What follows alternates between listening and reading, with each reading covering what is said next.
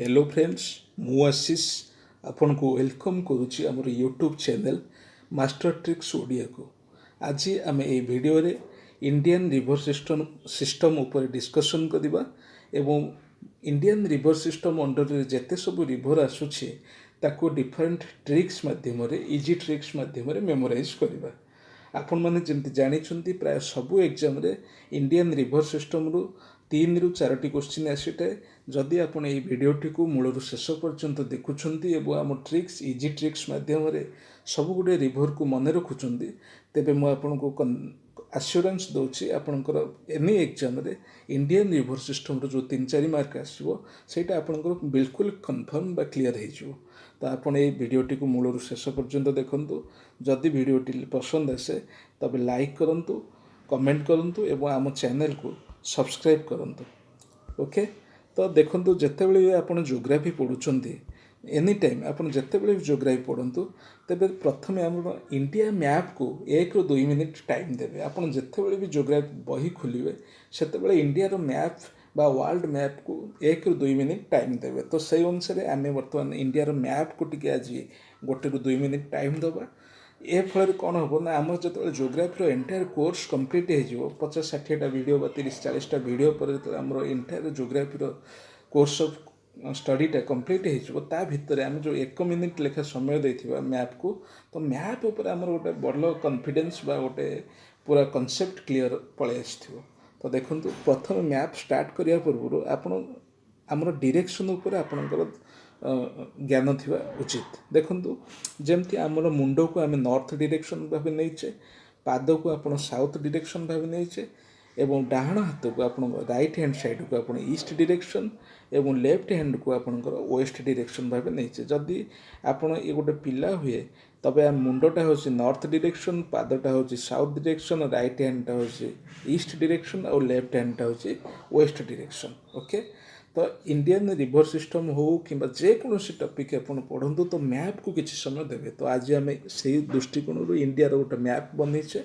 मैपटा जदिव बहुत क्लियर नहीं तथापि गोटे रफ मैप मु बनईची।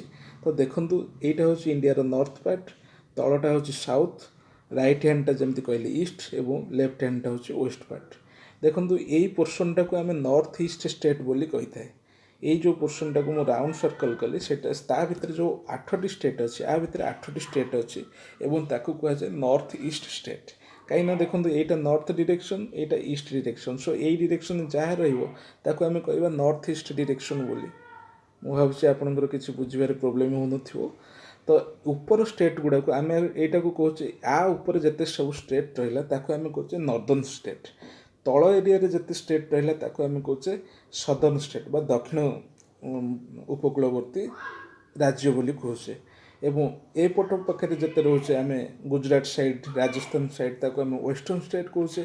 एवं आमर एपटे जो ईस्ट साइड रे जोटा पश्चिम बंग हो, आंध्र प्रदेश हो, ओडिशा हो ताको आम ईस्टर्न स्टेट बोली कहे। आंध्र प्रदेश को तो आम साउथ बोली कह देचे, किंतु वेस्ट बेंगल और इंडिया ओडिशा को आम ईस्टर्न स्टेट बोली कही। देखंतु आज आम इंडिया मैप अनुसार आज आम नॉर्थ ईस्ट मुझे कहली 8टी स्टेट अच्छी, सॉरी मुझे कहली नॉर्थ ईस्ट एरिया रे 8टी स्टेट अच्छी आ भितर। तो सी 8टी स्टेट को केमती आज मन रखा से कथाटी मुझे कहबी। आम वीडियो देखला भितर मुझे आपको आश्योरेंस दूसरी आपंकर मैप उपर जो कॉन्सेप्ट अच्छी क्लियर हो जाइए। आप मैप को देखु देखु निजे मैप गोटे मुझे गोटे रफ मैप बनई आपण मैंने गोटे रफ मैप बनई से डिफरेंट स्टेट्स, रिवर, माउंटेन आराम से इजिली करें। तो देखंतु आम जो 8टा स्टेट अच्छी नॉर्थ ईस्ट से 8टा स्टेट को मन रखा। आपको आम 3टी लाइन रे डिवाइड करदे, प्रथम लाइन, सेकेंड लाइन एवं थर्ड लाइन। प्रथम लाइन रे 4टी स्टेट अच्छी, सेकेंड लाइन रे 3टी स्टेट अच्छी, थर्ड लाइन रे गोटे स्टेट अच्छी। क्लियर? तो प्रथम लाइन को आपण जो यही बॉर्डर रे जो स्टेट गुड़ा रोचे ताकू आपण केमती मन रखिए। देखंतु तापे गोटे मो ट्रिक बनईसी। अरुण आपन जानी आमर ईस्टर्न मोस्ट स्टेट हिसाब से माने सबुठु ईस्ट रे थिबा स्टेट होची अरुणाचल प्रदेश। तो सहीटार मुझे भावुँ किसी प्रोब्लेम न हो। तेणु आप जानी पूर्व दिगरे किए उदय हुए, सूर्य उदय हुए, सूर्यंकर अन्य नाम हूँ अरुण। तो अरुण अनुसार आपण पूर्वर जो स्टेटटा अच्छी प्रथम स्टेट ताको आम अरुणाचल प्रदेश बोली कहीचे। ओके, तो अरुण बोली गोटे पिला थिला, सी गोटे नागसाप बाट स्कूल बा कॉलेज गला बेले सी गोटे नागसाप को देखला। नागरू आपण पळै आसंतु नागालैंड। क्लियर, प्रथम आसला अरुणाचल प्रदेश, सेकेंड स्टेट हिसाब से आसला नागालैंड बा नागसाप। नागसाप देखला, नागसाप आपण रिलेट करंतु नागालैंड को। क्लियर, नागसापर आपण जमती हिंदू शास्त्र गोटे कथा शुणी पिलादिन मुझे शुणी आपण मैंने शुणी जे नागसापर मुंडे गोटे मणि थाए, से मणि को जहाँ जी पाई थाए तार जिते सब मनस्कामना थाए से पूर्ण हुए। तो अरुण जो स्कूल जाऊला से नागसाप देखला और नागसाप मुंडर गोटे मणि पाला। तो 3 नंबर स्टेट हिसाब से आम पाक पलि आसला मणिपुर। मणिरू आसला मणिपुर। अरुण बोली गोटे पिला थिला, से स्कूल गला बेले नागसाप को देखला और नागसापर मुंडरू से मणिटा पाइला। जिते नागसाप मुंडरू से मणिटा पाई तो तार जिते सब मनस्कामना थिला जिते सब डिजायर थिला सब फुलफिल हो गला। जिते आपंकर डिजायर फुलफिल हो आपण भाई मु ओएस हेबी कि आप भाई गोटे सेक्शन ऑफिसर होकर बाहर जिते आपंकर से डिजायर फुलफिल हो आप मजा करवा स्टार्ट करेंगे, पार्टी करेंगे, फंक्शन करेंगे, मैरेज करेंगे। तो अरुण जो नागसापर मणि पाईगला और तार सब डिजायर फुलफिल होगला तो सेतबेले से मजा करने को स्टार्ट कला। तो 4 नंबर से स्टेट हिसाब से आप जो मजारू आप रिलेट करेंगे मिजोराम को। तो आसत आउ थे रिविजन करदे फास्ट लाइन को। अरुण बोली गोटे पिला थिला अरुणाचल प्रदेश, स्कूल गला समय नागसाप को देखला नागरू नागालैंड। नागसाप मुंडरू ताको मणि मिलला, मणिरू मणिपुर एवं मणि पाइला परे तार डिजायर सब फुलफिल होकर से मजा करने को स्टार्ट कला। मजारू आप रिलेट करेंगे मिजोराम को। तो मैं भावुँ फास्ट लाइन आपंकर क्लीयर हो जाइए। एवं जी सेकेंड लाइन स्टेट को देखो। जमती हम फास्ट लाइन रे कहले 3टी स्टेट अच्छी, 4टी स्टेट अच्छी, अरुणाचल प्रदेश, नागालैंड, मणिपुर आउ मिजोराम। सेमती सेकेंड लाइन रे आमर 3टी स्टेट अच्छी। ओके, ताकू आम कहे एटीएम बा एटीएम को मुझे टिके चेंज कर दे AMT। ओके, तो A for Assam, M for Meghalaya, T for Tripura. Okay, आपण सेकेंड लाइन को जिते अरुणर मणि मिलगला, अरुण को जो मणि मिलगला तार सब डिजायर फुलफिल होगला, पाखे पैसा आसला, पैसा आसापी पाखे एटीएम आसला। एटीएम को टिके जस्ट मॉडिफाई कर दिंतु प्लीज AMT। देखो ट्रिक्स तो बनाई माने नुह जो सब ट्रिक्स आप कथा अनुसार चलो, तेणुक टिके टिके मॉडिफिकेशन दरकार। एटीएम को बेले बेले AMT करने पड़ो।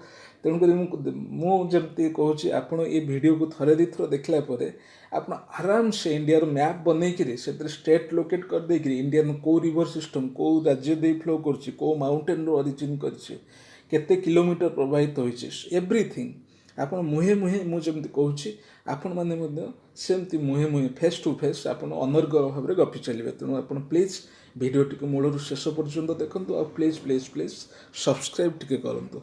ओके, तो देखूँ अरुण को जो मणि मिलगला तार डिजायर फुलफिल होगला तो से गोटे एटीएम कार्ड किनला। तो एटीएम को आम चेंज कर देचे AMT। A for Assam, M for Meghalaya, T for Tripura. Okay, तो यहीटा केमती मन रखिए। आसाम आज शाम, शाम माने संध्या बा इवनिंग, आज शाम रे मेघ हम, मेघालय मेघ हम, आज शाम रे मेघ हम। कौट मेघ हम ना 3 पुर जाक स्वर्ग मर्त पाताल 3 पुर रे मेघ हम। तो देखो आसाम रू आज शाम, मेघालय रू मेघ, आज शाम रे संध्यारे मेघ हम एवं केउठी मेघ हम 3 पुर जाक मेघ हम। तो आमर 3टा स्टेट मिलगला। तो यहाँ हूँ आसाम, तापरटा हूँ Meghalaya and the third one is Tripura. आपड़ जानते त्रिपुरा ठारू बांग्लादेश कभर करेछि। ओके, त्रिपुरा को 3 पट साइड त्रिपुरार ना कहीं दिखाई त्रिपुरा कहीं त्रिपुरार 3 पट साइड को बांग्लादेश कभर कर। तो क्लियर, प्रथम 4टा स्टेट अरुणाचल प्रदेश, नागालैंड। अरुण नागसाप को देखला स्कूल गला बेले, नागसापर मणि पाइला मणिपुर एवं मणि पाइला पर तार डिजायर सब फुलफिल है तो मिजोराम। तो सेकेंड लाइन रे आज शाम रे माने आसाम रे आज मेघ हम, मेघालय एवं कौट मेघ हम 3 पुर जाक त्रिपुरा रे मेघ हम। आ गोटे स्टेट बळीगला, से स्टेट ना हूँ सिक्किम। देखो आ गोटे स्टेट बळीगला सेटा हूँ सिक्किम। आप देखो जो मैप बनई थे ये गोटे एमती मुंडा एमती टेकिकी थी ये पोर्सनटा। ओके, मु कलर चेंज कर दूसरी आइडेंटिफाई हो এই পোର୍ସନଟା ଗୋଟେ ମୁଣ୍ଡଟା ଏମିତି ଟେକି ହେଇକିନା ଥିବ ମ୍ୟାପ୍ ଯେତେବେଳେ ବନେଇବେ ସେଇଟାକୁ ଆମେ କହୁଛେ ସିକିମ୍ ଷ୍ଟେଟ୍। ଓକେ, ଗୋଟିଏ ଜିନିଷ ମନେ ରଖିବେ ସେଇଟା ସିକିମ୍। କେମିତି ମନେ ରଖିବେ ତା ପାଇଁ ବି ଟ୍ରିକ୍ ଅଛି। ଆମ ଭିଡ଼ିଓରେ ପୁରା ପ୍ରତି ପାଦେ ପାଦେ ଟ୍ରିକ୍ସ ଅଛି। ଓକେ, ପ୍ରତି ପାଦେ ପାଦେ ଆପଣଙ୍କର ଆମର ସବୁ ଟ୍ରିକ୍ସ ରଖିଛେ। ତ ସେଇଟା କେଉଁ ଟ୍ରିକ୍, ମୋ କଥା ବୁଝିପାରୁଛନ୍ତି? କେଉଁ ଟ୍ରିକ୍? ଆମେ ଯେମିତି ଜାଣିଲେ ଅରୁଣ ସ୍କୁଲ ଯିବା ବାଟରେ ନାଗସାପକୁ ଦେଖିଲା ନାଗାଲାଣ୍ଡ, ଏବଂ ମଣି ପାଇଲା ନାଗସାପ ମୁଣ୍ଡରୁ ମଣିପୁର, ଏବଂ ମଣି ପାଇଲା ପରେ ତାର ଡିଜାୟାର ଫୁଲଫିଲ୍ ହେଲା ମିଜୋରାମ। ଯେତେବେଳେ ଡିଜାୟାର ଫୁଲଫିଲ୍ ହେଇଗଲା ମାନେ ପଇସା ମିଳିଗଲା ତ ATM କାର୍ଡ଼ ମିଳିଲା। ATM ସେଣ୍ଟରକୁ ATMରୁ ହେଲା Assam, M for Meghalaya and T for Tripura. ତ ଏଠି 3ଟା ଷ୍ଟେଟ୍ ପରେ ଦେଖନ୍ତୁ ଯେତେବେଳେ ଅରୁଣର ଡିଜାୟାର ଫୁଲଫିଲ୍ ହେଇଗଲା ATMରୁ ପଇସା ଉଠେଇଲା ତ ସେତେବେଳେ ପଇସା ମାନେ ସିକା। ତ ସିକା ପଇସା ATMରୁ କ'ଣ ବାହାର କରିଥିବ? ପଇସାକୁ ଆମେ ସିକା ବୋଲି କହିଥାଏ। ତ ସିକାରୁ ଆସିଗଲା ସିକିମ୍। ତ ଆପଣଙ୍କର ଏଣ୍ଟାୟାର ଯେଉଁ ନର୍ଥ ଇଷ୍ଟରେ ଯେଉଁ 8ଟା ଷ୍ଟେଟ୍ ଥିଲା, ମୁଁ ଭାବୁଛି ଆଉ କିଛି ଡାଉଟ୍ ନଥିବ। ଆମେ ଆଜି ଓଭର ବର୍ଡେନ୍ କରିବା ନାହିଁ। ଆଜି କେବଳ ନର୍ଥ ଇଷ୍ଟ ପାର୍ଟକୁ ପଢ଼ିବା, ତାପରେ ଆମେ ସାଉଥ୍ ପାର୍ଟକୁ ଏବଂ ପରବର୍ତ୍ତୀ ମୁହୂର୍ତ୍ତରେ ନର୍ଥ ପାର୍ଟକୁ ଏବଂ ୱେଷ୍ଟ ପାର୍ଟକୁ ଆମେ କଭର କରିଦେବା। ତ ଦେଖନ୍ତୁ ମୁଁ ଏଇଠି ଖାଲି ଜଷ୍ଟ ଲେଖିଦେଉଛି କ'ଣ କ'ଣ ଆଜି ଆମେ ପଢ଼ିଲେ। Just a second. First line ହିସାବରେ ଆପଣ ଦେଖିଲେ ଅରୁଣ ନାଗସାପ ଦେଖିଲା, ନାଗମୁଣ୍ଡରୁ ମଣି ପାଇଲା ଏବଂ ମଣି ପାଇଲା ପରେ ମିଜୋରାମ ମଜା କଲା। ତାପରେ AMT ସେକେଣ୍ଡ ଲାଇନ୍, ଟୋଟାଲ 8ଟା ଷ୍ଟେଟ୍। ଫାଷ୍ଟ ଲାଇନ୍ରେ 4ଟି, ସେକେଣ୍ଡ ଲାଇନ୍ରେ 3ଟି ଏବଂ ଥାର୍ଡ଼ ଲାଇନ୍ରେ 1। ତ ଯେତେବେଳେ ତାର ଡିଜାୟାର ଫୁଲଫିଲ୍ ହେଇଗଲା ତାକୁ ATM କାର୍ଡ଼ ମିଳିଲା। ତ ATMକୁ ଆମେ AMT ବୋଲି ଲେଖିଥିଲେ। ଆଜି ସାମରେ ମାନେ ଆସାମରେ ମେଘ ହେବ ମେଘାଳୟ, ଆଉ କେଉଁଠି ମେଘ ହେବ ନା 3 ପୁର ଯାକ ମେଘ ହେବ ତ୍ରିପୁରା। ଏବଂ ଯେତେବେଳେ ATM କାର୍ଡ଼ ମିଳିଗଲା ATM କାର୍ଡ଼ରୁ ସେ କ'ଣ ବାହାର କଲା? ସିକା ବା ପଇସା। ତ ସିକାରୁ ଆସିଗଲା ସିକିମ୍। ତ ଆପଣଙ୍କର ଏଇ 8ଟା ଷ୍ଟେଟ୍ କ୍ଲିଅର ହେଇଗଲା। ଦେଖନ୍ତୁ ଯେମିତି ଆମେ ଇଣ୍ଡିଆନ୍ ରିଭର ସିଷ୍ଟମ୍ କଥା ଚିନ୍ତା କରୁଛେ, ତ ଇଣ୍ଡିଆନ୍ ରିଭର ସିଷ୍ଟମ୍କୁ ଆମେ 2 ଭାଗରେ ପ୍ରଥମେ ଡିଭାଇଡ଼ କରିଦେଇଛେ। ଇଣ୍ଡିଆନ୍ ରିଭର ସିଷ୍ଟମ୍କୁ ଆମେ 2 ଭାଗରେ ବିଭକ୍ତ କରିଦେଇଛେ। ପ୍ରଥମ ଭାଗଟା ହେଉଛି ହିମାଳୟାନ୍ ରିଜିଅନ୍, ଯେଉଁଟା ହିମାଳୟ ପାହାଡ଼ରୁ ଅରିଜିନେଟ୍ କରିଛି ତାକୁ ଆମେ ହିମାଳୟାନ୍ ରିଭର ବୋଲି କହୁଛେ। ଏବଂ ଯେଉଁଟା ପେନିନସୁଲାର ଇଣ୍ଡିଆ ମାନେ ହିମାଳୟକୁ ଛାଡ଼ିକି ଆମ ଭାରତର ବିଭିନ୍ନ ପାର୍ଟରୁ ବାହାରିଛି, ବିଭିନ୍ନ ମାଉଣ୍ଟେନ୍ରୁ ବାହାରିଛି, ତାକୁ ଆମେ କହୁଛେ ପେନିନସୁଲାର ରିଭର। ଓକେ, ତ ଇଣ୍ଡିଆନ୍ ରିଭର ସିଷ୍ଟମର ଅରିଜିନେସନ୍ ଉତ୍ପତ୍ତି ସ୍ଥଳ ବା ସୋର୍ସ ଅନୁସାରେ ଆମେ ଇଣ୍ଡିଆନ୍ ରିଭର ସିଷ୍ଟମକୁ 2 ଭାଗରେ ବିଭକ୍ତ କରିଛେ। ଗୋଟିଏ ଭାଗର ରିଭର ଗୋଟେ ପାର୍ଟ ହେଉଛି ଯେଉଁମାନେ ହିମାଳୟ ପାହାଡ଼ରୁ ତିଆରି ହେଇଛନ୍ତି ତାକୁ ଆମେ ହିମାଳୟାନ୍ ରିଭର କହୁଛେ। ଏବଂ ଯେଉଁଗୁଡ଼ା ଭାରତର ଇଣ୍ଟେରିୟର ପାର୍ଟରୁ ବିଭିନ୍ନ ଷ୍ଟେଟ୍ର ବିଭିନ୍ନ ମାଉଣ୍ଟେନ୍ସରୁ ବାହାରିଛନ୍ତି ତାକୁ ଆମେ କହୁଛେ ପେନିନସୁଲାର ମାଉଣ୍ଟେନ୍ସ। କ୍ଲିଅର? ଦେଖନ୍ତୁ ମୁଁ ଯେମିତି ଆପଣଙ୍କୁ କହିଥିଲି ଆମର ଏଇଠି ଗୋଟେ ଅଛି ପାମିରନଟ୍ରୁ ବାହାରିଛି ସବୁ ପାହାଡ଼ ଏବଂ ସେଇଠୁ ହିମାଳୟ ଏମିତି ବାହାରିକିରି ଆସିକିରି ବଙ୍ଗୋପସାଗରରେ ମିଶିଛି। ତ ଦେଖନ୍ତୁ ଏଇ ପୋର୍ସନରୁ ଯେଉଁ ସବୁ ରିଭର ବାହାରିଛି ତାକୁ ଆମେ ସବୁ କହୁଛେ ହିମାଳୟାନ୍ ରିଭର, ତାକୁ ଆମେ କହୁଛେ ହିମାଳୟାନ୍ ରିଭର। କ୍ଲିଅର? ଏବଂ ବାକି ପାର୍ଟରୁ ସପୋଜ ଏଇଠି ଆମର ଅଛି ଏଇଟା ଆମର ଜାଣିଛେ ୱେଷ୍ଟ ଡିରେକ୍ସନ୍, ଏଇଟା ଜାଣିଛେ ଆମେ ଇଷ୍ଟ ଡିରେକ୍ସନ୍। ୱେଷ୍ଟ ସାଇଡ଼ରେ ଏଠି ଅଛି ଆରବ ସାଗର, ଏଠି ଅଛି ବଙ୍ଗୋପସାଗର। ତ ଏଇ ସାଇଡ଼କୁ ଆମେ କହୁଛେ ୱେଷ୍ଟର୍ଣ୍ଣ ଘାଟ ବା ୱେଷ୍ଟର୍ଣ୍ଣ ଘାଟ ପର୍ବତମାଳା, ଯେଉଁଟାକୁ ଆମେ କହିଥାଏ ୱେଷ୍ଟର୍ଣ୍ଣ ଘାଟ, ସେଇଟା ହେଉଛି ଏଠୁ ଯେଉଁଗୁଡ଼ା ବାହାରିଛି ତାକୁ ଆମେ କହିବା ପେନିନସୁଲାର ରିଭର। ସେମିତି ଇଷ୍ଟର୍ଣ୍ଣ ଘାଟ ଏଠି ରହିଛି, ଇଷ୍ଟର୍ଣ୍ଣ ଘାଟ ଇଷ୍ଟର୍ଣ୍ଣ ସାଇଡ଼ରେ, ଏଠୁ ଯେଉଁ ରିଭର ବାହାରିଛି ତାକୁ ଆମେ କହୁଛେ ପେନିନସୁଲାର ରିଭର। ଏଠି ଆମେ ଜାଣିଛେ ସାତପୁରା ବିନ୍ଧ୍ୟ ପର୍ବତାଞ୍ଚଳ ସବୁ ରହିଛି, ବିନ୍ଧ୍ୟ ମାଉଣ୍ଟେନ୍ସ, ସାତପୁରା ମାଉଣ୍ଟେନ୍ସ। ତ ସେଥିରୁ ମଧ୍ୟ ଯେଉଁ ରିଭର ବାହାରିଛି ତାକୁ ଆମେ କହୁଛେ ପେନିନସୁଲାର ରିଭର। ତା ମାନେ ଆମର ହିମାଳୟାନ୍ ରିଭର ସିଷ୍ଟମକୁ ଛାଡ଼ିଦେଲେ ବାକି ଯେଉଁ ଆମର ଇଣ୍ଡିଆର ଇଣ୍ଟେରିୟର ପାର୍ଟରୁ ଯେଉଁ ରିଭର ବାହାରିଛି ତାକୁ ଆମେ କହୁଛେ ପେନିନସୁଲାର ରିଭର। କ୍ଲିଅର? ଦେଖନ୍ତୁ ମୁଁ ବୁଝିପାରୁଛି ଆପଣମାନଙ୍କ ମଧ୍ୟରୁ ବହୁତ ଗୁଡ଼ିଏ ପିଲା ବୁଝିପାରୁନଥିବେ ପେନିନସୁଲା କହିଲେ କ'ଣ ବୁଝାଯାଏ। ତ ତାଙ୍କୁ ମୁଁ ଚାହୁଁଛି ମୋର ପ୍ରତି ବିନ୍ଦୁ ଯେମିତି ଆପଣଙ୍କର କ୍ଲିଅର ହେଇଯାଉ। ବହୁତ ପିଲା ଜାଣିଥିବେ, ବହୁତ ଗୁଡ଼ିଏ ପିଲା ଜାଣିନଥିବେ। ଗୋଟିଏ ପିଲା ମଧ୍ୟ ଯଦି ଜାଣିନଥିବ ଆମେ ତାକୁ ବୁଝିବା ପାଇଁ ଚେଷ୍ଟା କରିବା ଏବଂ ଯଦି ଆମେ ଆଗରୁ ଜାଣିଛେ ତ ଆମର ରିଭିଜନ୍ ହେଇଯିବ। ଦେଖନ୍ତୁ ଆମେ ଜାଣିଛେ ଗୋଟେ ଅଛି ଆଇଲ୍ୟାଣ୍ଡ। କ୍ଲିଅର? ଗୋଟେ ଅଛି ଆଇଲ୍ୟାଣ୍ଡ। ଆଇଲ୍ୟାଣ୍ଡ ମିନ୍ସ ଗୋଟେ ପାର୍ଟ, ଗୋଟେ ଏରିଆ ଯାହାର ଚାରିପାଖ ଯାକ ଥିବ ଜଳ। ଓକେ, ଯଦି ଚାରିପଟେ ଜଳ ଥିବ ସେଇ ପାର୍ଟରୁ ତାକୁ ଆମେ କହୁଛେ ଆଇଲ୍ୟାଣ୍ଡ। କ୍ଲିଅର? ତାକୁ ଆମେ କହୁଛେ ଆଇଲ୍ୟାଣ୍ଡ। କ୍ଲିଅର? जदि आउ गोटे एरिया अच्छी तार तीन पटे जल अच्छी किंतु गोटे पटे अच्छी स्थलभाग तीन पटे जल अच्छी गोटे पटे अच्छी स्थलभाग ताकू आम कहे पेनिनसुला ओके बा उपद्वीप क्लियर। तो आम देखीचे साधारणतः आम इंडिया को इंडियन पेनिनसुला बोली कही थाए। इंडियन पेनिनसुला कहीं कही थाए कहीं आम जाचे इंडियार देखो मुझे गोटे रफ मैप करदे इंडियार तीन पटे जल अच्छे देखु पूर्व पटे अच्छी बंगोपसागर जमती मुझे कही यहाँ हूँ बंगोपसागर पश्चिम अच्छी आरब सागर एटी अच्छी आरब सागर एवं तले अच्छी Indian ocean clear Indian ocean अच्छी। तो तीन पटे जल अच्छी एक दुई तीन पटे जल अच्छी ए पट भागटा ही केवल स्थल भाग ओके जोटा को मिडिल ईस्ट सहित कनेक्ट करपटे आम मिडिल ईस्ट एपटे आम आफ्रिका महादेश बा एशियार किसी पार्ट रही एपटे सॉरी एशिया एवं यूरोपर किसी पार्ट रशियार किसी पार्ट मतलब यूरोप रे जाऊँगी ओके। तो आमर देखो यही पोर्सनटा केवल स्थल भाग एवं बाकी इंडियार तीन पटे जल अच्छी पश्चिम अच्छी आरब सागर पूर्व अच्छी बे ऑफ बेंगल बंगोपसागर एवं दक्षिण में अच्छी इंडियन ओशन। तो इंडिया को से इंडियन पेनिनसुला बा उपद्वीप भारतीय उपद्वीप बोली कह जाए। तो भावुँ आपन क्लीयर हो जाइथिबो।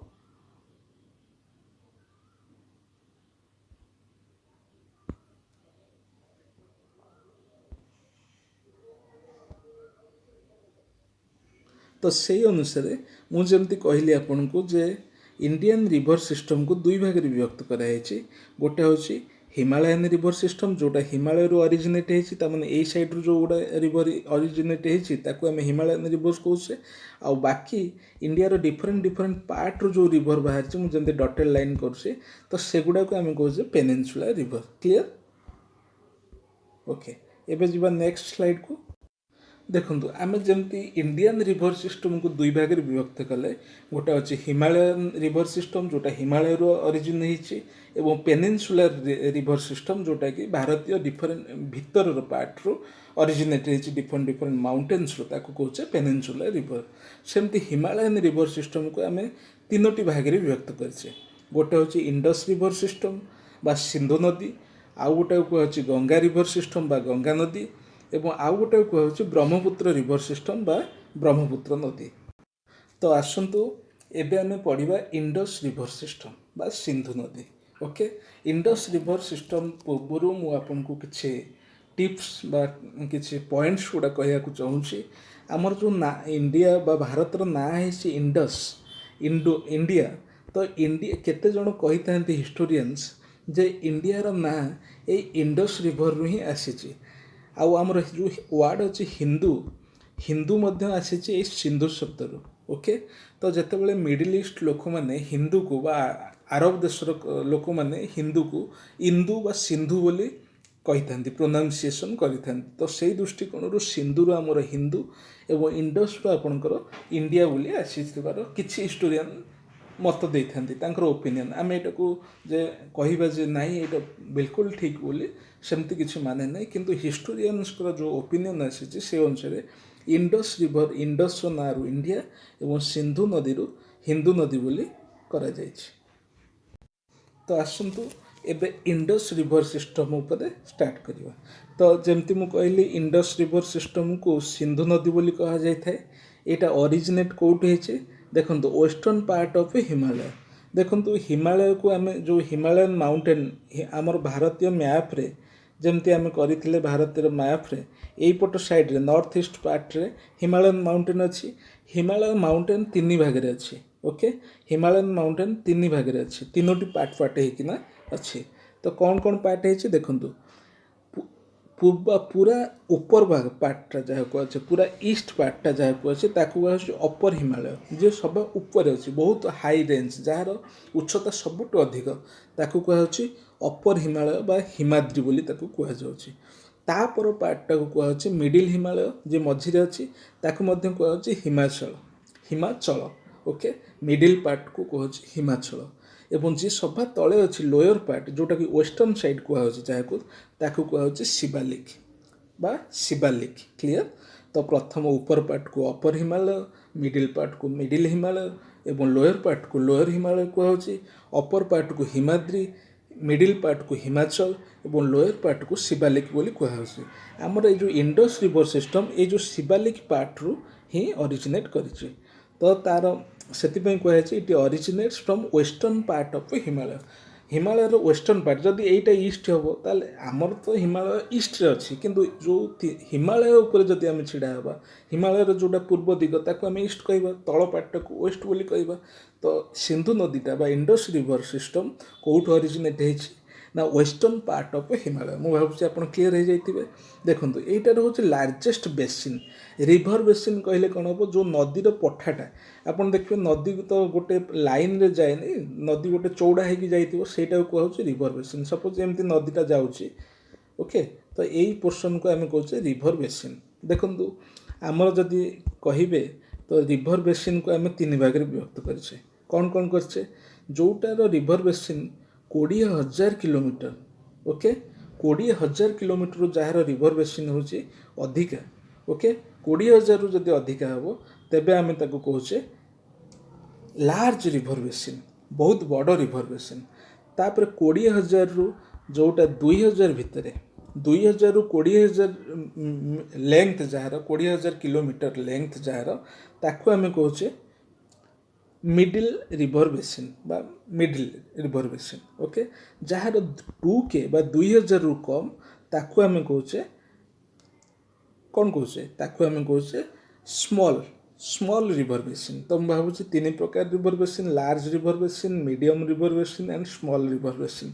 जदि 20,000 किलोमीटर रु अधिका है चौड़ा तेबे ताको आम कहुचे लार्ज रिभर बेसिन। जदि 20,000 किलोमीटर रु 2,000 किलोमीटर भितर रिभर बेसिन होइथिबो ताको आम कहुचे मीडियम रिभर बेसिन। जदि 2,000 किलोमीटर रु कम होइथिबो ताको आम कहुचे स्मॉल रिभर बेसिन। तो देखो से अनुसार largest river basin of the world Sindhu नदीर हूँ रिभर बेसिन वर्ल्ड हूँ लार्जेस्ट। जदि आप पचार कौ नदीर रिभर बेसिन वर्ल्ड लार्जेस्ट तो आपंकर आंसर आसो इंडस रिभर सिस्टम बा सिंधु नदी क्लीयर। जदि तार यहाँ मन रखापी पड़ोनी जस्ट आपको खाली कहवाई लिखिदे 11,65,000 स्क्वायर किलोमीटर तार हूँ river basin clear. Total length हूँ जदि आम देखा सिंधु नदीर तेरे 2,880 किलोमीटर। ये जो 2,880 किलोमीटर रु इंडिया रे 1,114 किलोमीटर फ्लो करता है ओके। सिंधु नदीर टोटाल लेंथ हूँ 2,880 किलोमीटर और से 2,880 किलोमीटर रु 114 किलोमीटर फ्लो करता है इंडिया रे आउ बाकी पार्ट पाकिस्तान रे फ्लो करता है। आगु को आम से वीडियो गुड़ा सब बुझा क्लीयर। एवं जी नेक्स्ट वीडियो को नेक्स्ट स्लाइड को देखु ओरिजिनेट कोट कर देखु नदीर दुई प्रकार ओरिजिनेट थाए आइदर से क्यों पहाड़ रु ओरिजिनेट कर नाई तो ग्लेशियर रु ओरिजिनेट कर ग्लेशियर हिमालयन रिवर सिस्टम जिते गुड़ा अच्छी प्राय सब गुड़ा river system different different glacier means बरफ खंड जमती आम जाचे आमर सबुठ बड़ ग्लेशियर अच्छी जहाँ आम सियाचेन ग्लेशियर बोली कहे चीन और इंडिया बॉर्डर रे अच्छी सेटा जम्मू काश्मीर साइड रे।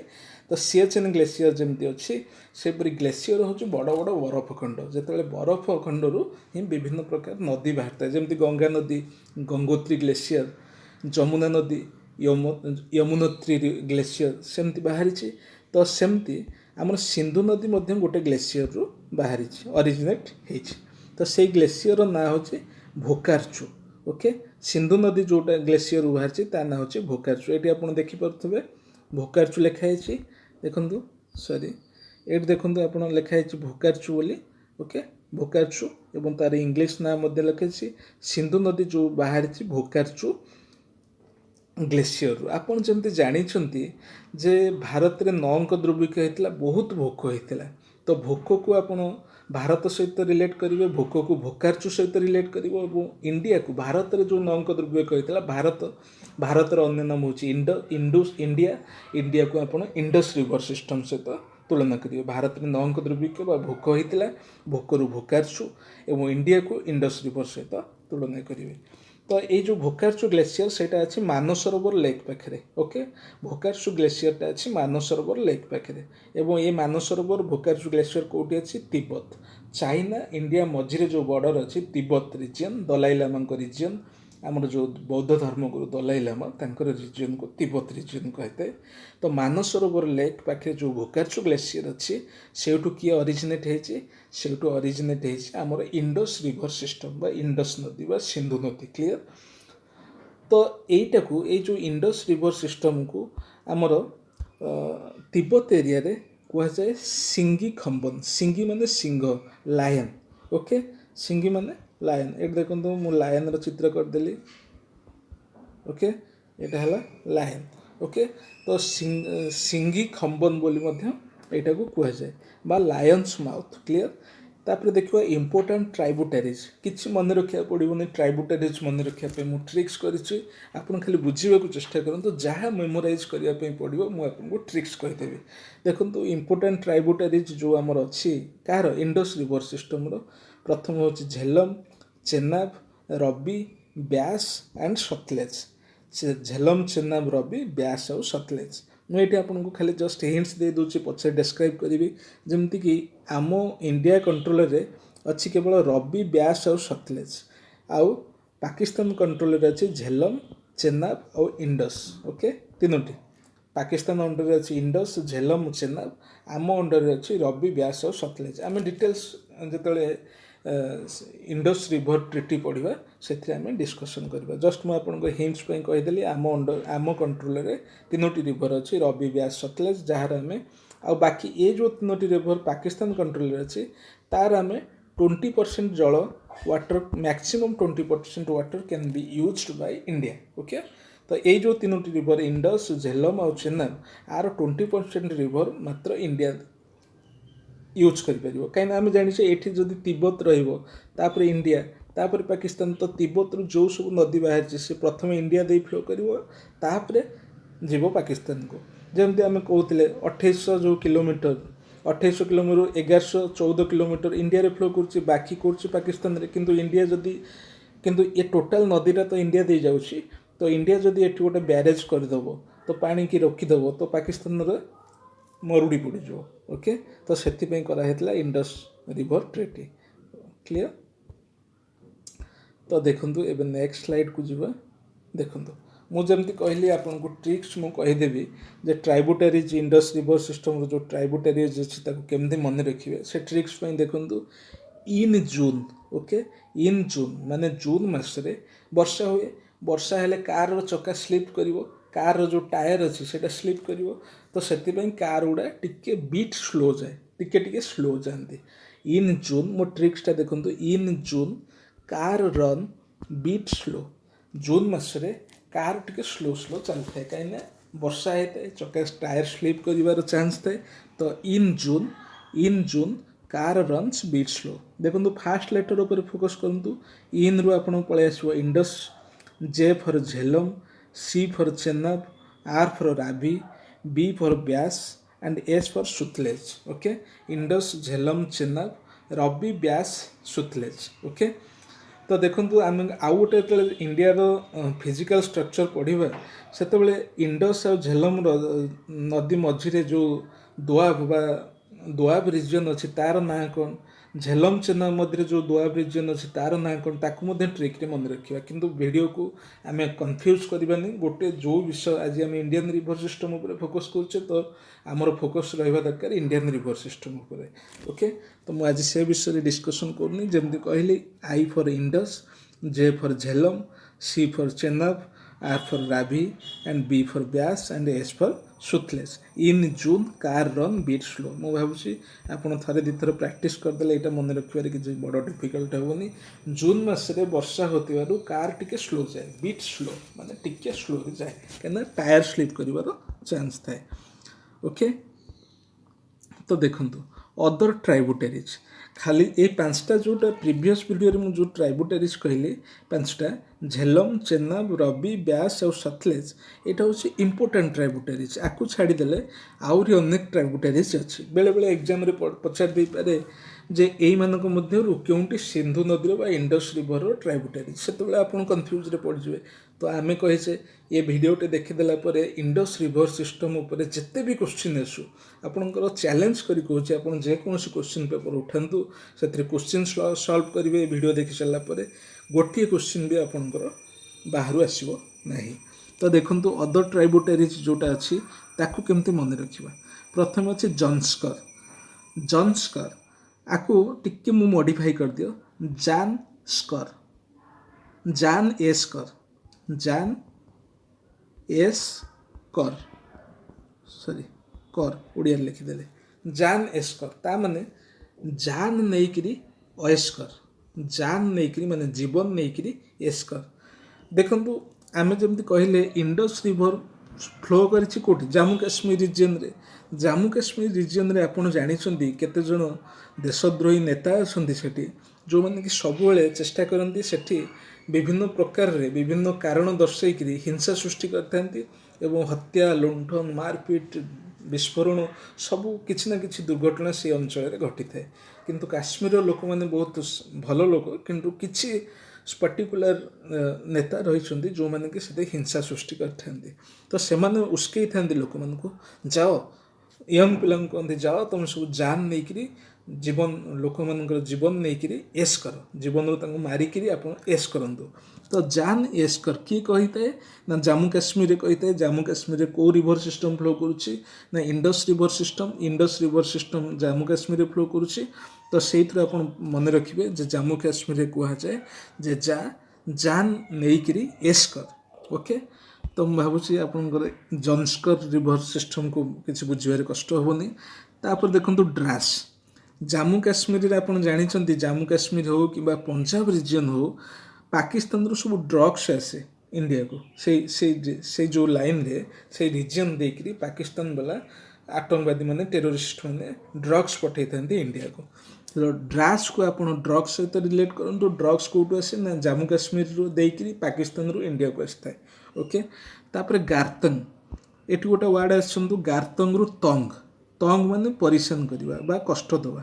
ଓକେ, ତଙ୍ଗ ମାନେ ପରିଶାନ କରିବା ବା କଷ୍ଟ ଦେବା ବା ଦୁଃଖ ଦେବା। ଓକେ, ତ ଆମକୁ ଦେଖନ୍ତୁ ଇଣ୍ଡିଆରେ ପାକିସ୍ତାନ ଆମକୁ ତଙ୍ଗ କରୁଛି କେଉଁଠି ନା କାଶ୍ମୀରକୁ ନେଇକରି ଆମକୁ ତଙ୍ଗ କରୁଛି ବା ପରିଶାନ କରୁଛି। ତ ତଙ୍ଗରୁ ଆପଣ ରିଲେଟ୍ କରନ୍ତୁ ଗାର୍ତଙ୍ଗ। ଗାର୍ତଙ୍ଗକୁ ରିଲେଟ୍ କଲେ ତଙ୍ଗ କେଉଁଠି ନା କାଶ୍ମୀରରେ ହେଉଛି, କିଏ କରୁଛି ପାକିସ୍ତାନ କରୁଛି। ତ କାଶ୍ମୀରରେ ତଙ୍ଗ କରୁଛି, ତ ତଙ୍ଗରୁ ଆପଣ ରିଲେଟ୍ କରିବେ ଯେ କାଶ୍ମୀରରେ କେଉଁ ନଦୀ ପ୍ରବାହିତ ହେଉଛି, ଇଣ୍ଡସ୍ ରିଭର ସିଷ୍ଟମ୍। ତ ଗାର୍ତଙ୍ଗ ରିଭର ସିଷ୍ଟମ୍କୁ ଆପଣ ଇଣ୍ଡସ୍ ରିଭର ସିଷ୍ଟମ୍ ସହିତ ରିଲେଟ୍ କରିପାରିବେ। ନେକ୍ସଟ ଅଛି ଶ୍ୟୋକ।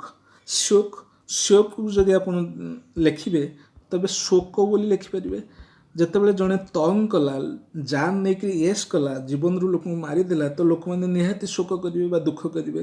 ତ ଶୋକ କିଏ କରୁଛନ୍ତି ନା ଜାମ୍ମୁ କାଶ୍ମୀରର ଲୋକ କରୁଛନ୍ତି। କାହିଁକି ନା ସେଠିକାର ଯୁବକମାନଙ୍କୁ ସେଠିକାର ଲୋକମାନେ କହୁଛନ୍ତି, ନେତାମାନେ କହୁଛନ୍ତି ଯାଅ ଜାନ୍ ନେଇକିରି ଏସ୍ କର। ତ ଯେତେବେଳେ ଜାନ୍ ଚାଲିଯାଉଛି ତ ଲୋକମାନେ ନିହାତି ରୂପେ ଶୋକ କରିବେ। ଓକେ, ତ ନେକ୍ସଟ ଦେଖିବା। ଦେଖନ୍ତୁ ଯେମିତି ଆମେ ପଢ଼ିଥିଲେ ଡ୍ରଗ୍ସ ରିଲେଟେଡ୍ ଟୁ କାଶ୍ମୀର। ପାକିସ୍ତାନରୁ କାଶ୍ମୀରକୁ ଡ୍ରଗ୍ସ ଆସୁଛି ଇଣ୍ଡିଆକୁ କାଶ୍ମୀର ଦେଇକରି। ସେହିପରି ସିଗାରକୁ ସିଗାରେଟ୍ ସହିତ ତୁଳନା କରନ୍ତୁ। Cigarette B one kind of drugs. ତ ସେଇ ସିଗାରକୁ ଡ୍ରଗ୍ସ କେଉଁଠୁ ଆସୁଛି ନା ପାକିସ୍ତାନରୁ ଆସୁଛି। କେଉଁଠିକି ଆସୁଛି ନା ଇଣ୍ଡିଆକୁ ଆସୁଛି। କେଉଁଠି ଦେଇକରି ଆସୁଛି, ଜାମ୍ମୁ କାଶ୍ମୀର ଦେଇକରି ଆସୁଛି। ତ ଜାମ୍ମୁ କାଶ୍ମୀରରେ କେଉଁ ନଦୀ ଫ୍ଲୋ ହେଉଛି, ଇଣ୍ଡସ୍ ରିଭର। ଓକେ, ତ ସିଗାର ବା ଡ୍ରଗ୍ସ ଏସବୁ ରିଲେଟେଡ୍ ହେଉଛି ଜାମ୍ମୁ କାଶ୍ମୀରରେ ଫ୍ଲୋ ହେଉଛି ଇଣ୍ଡସ୍ ରିଭର ସିଷ୍ଟମ୍। ଓକେ, ତ ଲାଷ୍ଟ ଦେଖିବା ଗିଲଗିଟ୍। ଆପଣ ଜାଣିଛନ୍ତି ଗିଲଗିଟ୍ ବାଲୁଚିସ୍ତାନ। ପାକିସ୍ତାନ ଯେତେବେଳେ ଆମ ସହିତ ଜାମ୍ମୁ କାଶ୍ମୀରକୁ ନେଇକରି ଝଗଡ଼ା କରେ, ସେତେବେଳେ ଆମେ ଗିଲଗିଟ୍ ବାଲୁଚିସ୍ତାନକୁ ନେଇକରି ସେ ଇସ୍ୟୁଟାକୁ ଆମେ ରାଇଜ୍ କରୁ, ଇଣ୍ଡିଆ ବାଲା ରାଇଜ୍ କରନ୍ତି। ତ ଗିଲଗିଟ୍ ବାଲୁଚିସ୍ତାନ ମୁଁ ଭାବୁଛି କିଛି ମନେ ରଖିବାରେ ଅସୁବିଧା ହେବନି। ଗିଲଗିଟ୍ ବାଲୁଚିସ୍ତାନକୁ ଜାମ୍ମୁ କାଶ୍ମୀର ସହିତ ରିଲେଟ୍ କରିପାରିବେ। ଜାମ୍ମୁ କାଶ୍ମୀରରେ ଫ୍ଲୋ ହେଉଛି ଇଣ୍ଡସ୍ ରିଭର ସିଷ୍ଟମ୍। ତ ଗିଲଗିଟ୍ ବାଲୁଚିସ୍ତାନକୁ ଜାମ୍ମୁ କାଶ୍ମୀର ରିଲେଟ୍ କରିବା ପାଇଁ କିଛି ଡିଫିକଲ୍ଟ ହେଇନପାରେ। ଓକେ, ତ ଦେଖିବା ଲାଷ୍ଟ ଟ୍ରାଇବୁଟାରିଜ୍ ଯେଉଁଟାକି ଅଛି ନୁବ୍ରା।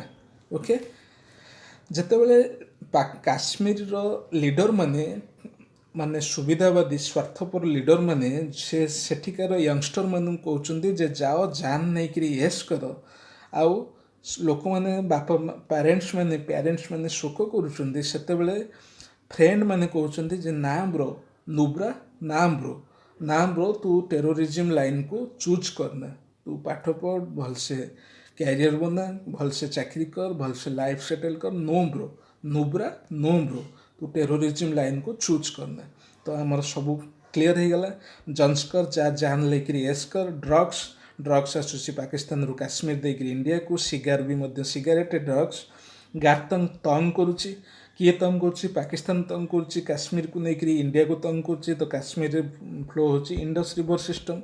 ओके तो गिलगिट बालुचिस्तान मध्य काश्मीर रिलेटेड नो ब्रो तू टेरोरिज्म लाइन को जॉइन है। टेरोरिज्म कोठी जम्मू काश्मीर को river system Indus river system. देखो सेकेंड अच्छी झेलम रिवर एवं तार अरिजिनेशन पॉइंट अच्छी भेरीनाग। भेरीनाग को आप रिलेट करूँ नागसाप सहित। नागसाप जहाँ को कामुड़ तार विष को झेलिबा सहज नुहे। झेलिबा मीन्स सहन करवा बा सहिबा सहज नहीं। तो नागसापर डंसन को झेलना बहुत मुश्किल होता है। तो भेरीनाग झेलम नदीर अरिजिनेशन पॉइंट होची भेरीनाग। ओके तो देखा नेक्स्ट नदी किए आमर अच्छी। नेक्स्ट नदी अच्छी चेनाब नदी। चेनाब नदी अच्छी बारालाचा पास। ओके देखु बारालाचा जी बारबुला माने जी चारिआडे बुलुथो आम कहते अरे ये टोकाटा बारबुलाटा चारिआडे बुलुची। तो बारालाचा को आप बारबुला सहित तुलना करेंगे जी चारिआडे बुलुची तार बहुत लोग चिन्हा थे। चेनाब को आम रिलेट करवा चिन्हा सहित जी चारिआडे बुलुची बार आड़े बुलुची बार आड़े जी बुलुची तार बहुत लोग चिन्हा थे। तो चेनाब नदीर अरिजिनेशन पॉइंट होची बारालाचा पास। ओके पास मीन्स कौन देखो सपोज ये गोटे एरिया ये गोटे एरिया आंक भितर गोटे माउंटेन अच्छी। माउंटेन मध्य जो गैप थाए ये एरिया रु ये एरिया को आसापी ये एरिया रु ये एरिया को आसापी ये माउंटेन मध्य जो गैप थाए ताको आम पास कहते। तो चेनाब नदी सेमती गोटे पास रु बाहरी बारालाचा पास। आम ट्रिक अनुसार जी बार आड़े बुलूथो तार बहुत लोग चिन्हा थे। तो बारालाचा पास चेनाब नदीर अरिजिनेशन पॉइंट होची बारालाचा पास। एबे देखिबा राबी नदी। राबी नदीर लोकेशन होची अरिजिनेशन पॉइंट होची रोहतांग पास। केमती मन रखिबा देखंतु आमे जानिछे इंडिया रे बहुत लोक गरीब श्रेणी लोक रहंती तांको पाखरे खरा दिने ए रबी माने सूर्य रबीर अन्य नाम होची सूर्य सूर्य माने खरा। खरा दिने जदि एसी नथिबो बहुत तंग हेजो भाई भारी परेशान हुए। जदि आपन घरे एसी नथिबो खरा दिने तो भुवनेश्वर जो रो मैंने रोचंदी भुवनेश्वर कटक रे भारी कष्ट कष्ट राउरकेला भी जो मैंने रोचंदी खरा रहिबा भेरी डिफिकल्ट जदि आप पाखरे एसी नथिबो। तो रबी को रिलेट करंतु सूर्य सहित। ओके तो जदि खरा दिने एसी नथिबो भारी तंग होबे। ओके भारी तंग माने परेशान होइथाय। तो राबी नदीर देखंतु राबी नदीर अरिजिनेशन पॉइंट होची रोहतांग पास। देखंतु टिके टिके अखाड़ुआ लागि थाई पादे किंतु दिथर वीडियो देखि दियंतु आपनको मुंडे प्रिंट हेजो। तापर जतले हम क्वेश्चन आंसर डिस्कशन करिबा आपन देखिए प्रति क्वेश्चन आपन आराम से राइट आंसर देबे। ओके एबे जिबा next river that is Beas river. Beas river मध्य रोहतांग पास रु बाहरी छि। केमती मन रखिबा देखंतु ब्यास रु गोटे वर्ड रिलेट करंतु बी। बी माने महुमाछी। आमे महुमाछी महुमाछी फेणारे जदि आप महु फेणारे हाथ मारिदेवे तेरे तंग हे बहुत डंसीबे तुमको अटैक करदे। तो आप तंग हो परेशान हो। तो ब्यास को आप बी सहित तुलना करूँ। बी माने महुमाछी। महुमाछी जो महु फेणारे आप हाथ टच करदे तो महुमाछी जो डंसीबा स्टार्ट करदे आपन को पूरा तंग करदे माने परेशान करदे। ओके तो एबे जिबा हमरो लास्ट रिवरटा अच्छी सेटा होची सतलेज रिवर। सतलेज रिवर मध्य बाहर मन सरोवर। देखंतु आपन जतबेले जाइथिबे गोटे आपन घरे गोटे डिस्कशन होइथिबो हठात देखिए आपन जते सब सत कथा मन मन ऑटोमेटिकली मन रु बाहर जिवो। आपन चाहते मु जीवी घरे बापा को मिछ कथा कहबी कि माँ को मिछ कथा कहबी किंतु तो बापा माँ को पेरेंट्स को पाखे आप बसी जाइए आपण पाखे सत कथा गोटे आप पाठी ऑटोमेटिकली मन को मन बाहर जीव। तो मन को मन बाहर जो माने मानस सरोवर सतलेज माने सत कथा मन को मन बापा माँ को पाखे सत कथा आम पाठी बाहर जाए। तो मैं भावुँ सतलेज नदीर अरिजिनेशन पॉइंट मानस सरोवर मन को मन बाहर जाए आम पाठी सत कथा। ओके जमती लास्ट वीडियो रे मुझे कही आज आम Indus river system by sorry Indus river treaty IRT Indus river treaty. Treaty means समझौता बाय एग्रीमेंट।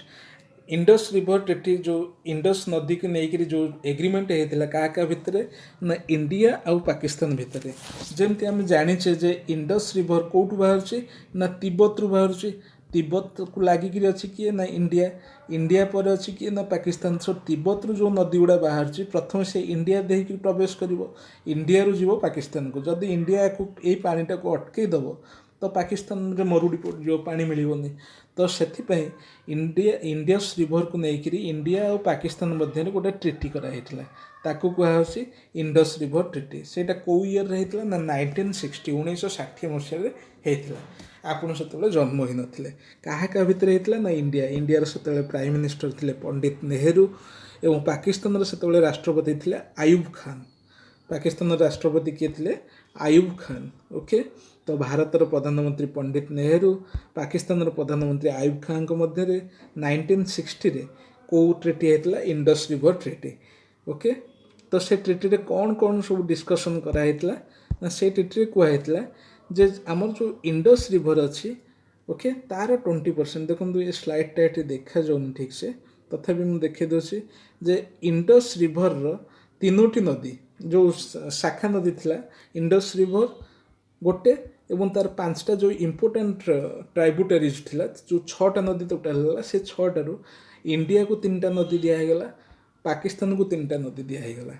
इंडिया को कौ नदी दिगला रबी, ब्यास, सतलेज। केमती मन रखिए देखो रबी आम इंडिया रे मैक्सिमम लोक होती हिंदू धर्म किंतु आम सेकुलर कंट्री किंतु आम ट्रिक्स टिके धर्म निरपेक्ष जगह धार्मिक हो केमती हम देखो रबी होती सूर्य, सूर्य को आम पूजा करते तेणुक रबी नदी मिलला इंडिया भाग्य। व्यास व्यासदेव, व्यासदेव को आप व्यासदेव जड़े बहुत बड़ ऋषि थे कौन रचना करते व्यासदेव आप कमेंट बॉक्स में लिखुँ। व्यासदेव कौ ग्रंथ को रचना करते। ओके, तो व्यासदेव व्यास ऋषि, ऋषि हूँ हिंदू धर्म सहित रिलेटेड तो सहीटा को मिलला इंडिया सहित। तापर सतलेज देखो पाकिस्तान प्रति कथार मिछ कहूँ, यूनाइटेड नेशन जाति संघे मिछ कथा कहूँ इंडिया एगेन्स्ट रे, किंतु भारत सब सत कथा कहते तेणु भारत को मिलला सतलेज। रबी माने सूर्य, सूर्य को पूजा करा जाए। व्यास व्यासदेव माने ऋषि हिंदू धर्म सहित जड़ित। इंडिया माने सब सत कथा कहते तो सतलेज मिलला। बाकी जो रिवर मिलला से गुड़ा हूँ पाकिस्तान इंडस। आम पाखे तो इंडिया अच्छी आ इंडस कौन दरकार, इंडिया इंडस को आम देदेले पाकिस्तान को। झेलम पाकिस्तान को झेलना, पाकिस्तान आतंकवादी को झेलना, पाकिस्तान आतंकवादी को झेलना बा सहिबा आम भारी कष्टकर। झेलम चेनाब पाकिस्तान आमर चिन्हा लोक, पाकिस्तान आम भाई चिन्हा भाई किंतु आम से आतंकवादी करी अचिन्हा भाया व्यवहार करुचे। ओके, तो ये देखो तिब्बत रु बाहर इंडस रिवर प्रथम आसला इंडिया को, इंडिया रु गला पाकिस्तान को। तो से अनुसार ये ट्रिटी अनुसार इंडिया ये जो 3टा रिवर पाकिस्तान हाथ को गला देखो मुझे आउ थे लिभे दूसरे ये जो 3टा रिवर पाकिस्तान हाथ को गला ये रिवर भी इंडिया देकर फ्लो कर। तो इंडिया चाहिए तो ये पानी की अटकई पार। ओके, ये पानी की तो अटकई पार। ये जो 3टा रिवर पाकिस्तान हाथ को जाइए कंट्रोल तो ताकू भी चाहिए इंडिया अटकई पार। तो से दृष्टिकोण इंडिया को कहला जे ये जो 3टी रिवर इंडस, झेलम और Chenab are maximum 20% by 18%, 20% water can be used by India.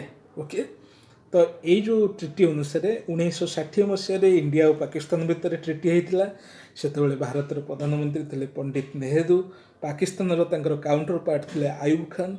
एवं यही ट्रिटी अनुसार भारत को मिलला रबी, ब्यास और सतलेज रिवर, पाकिस्तान को मिलला इंडस, झेलम और चेनाब रिवर।